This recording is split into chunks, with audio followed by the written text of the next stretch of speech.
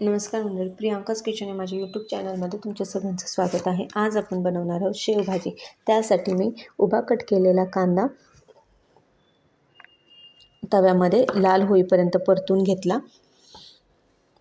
त्यानंतर तो एका ताटलीमध्ये काढून घेतला। त्यानंतर सुकं खोबरं मी खिसून घेतलं। खोबरं हे खिसूनच घ्यायचं, म्हणजे वाटणामध्ये लगेचच बारीक होऊन जातं। ते थोडंसं मंद गॅसवर भाजून घ्यायचं, म्हणजे ते करपणार नाही। जर खोबरं करपलं तर भाजी ही करपटल्यासारखी लागते।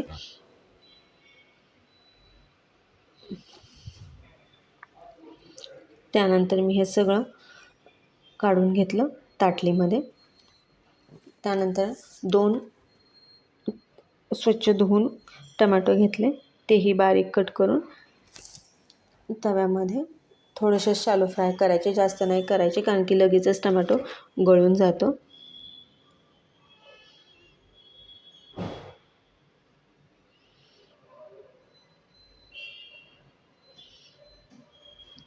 हे सगळं वाटण गार झाल्यानंतर मिक्सरमध्ये बारीक करून घेतलं।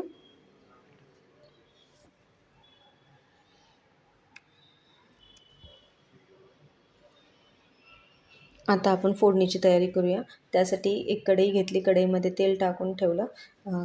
तेल गरम झाल्यानंतर त्याच्यामध्ये जिरे, मोहरी, कढीपत्ता आणि कांदा टाकून परतून घेतलं।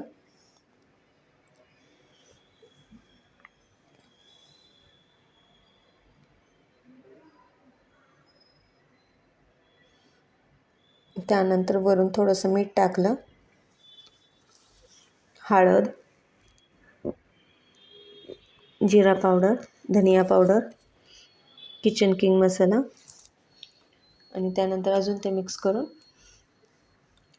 जोपर्यंत कांद्याचा कलर लाल होत नाही तोपर्यंत ते हलवत राहायचं। त्यानंतर आलं लसूणची पेस्ट टाकली। त्यानंतर आपण जे वाटण वाटलेलं ते त्याच्यामध्ये टाकलं,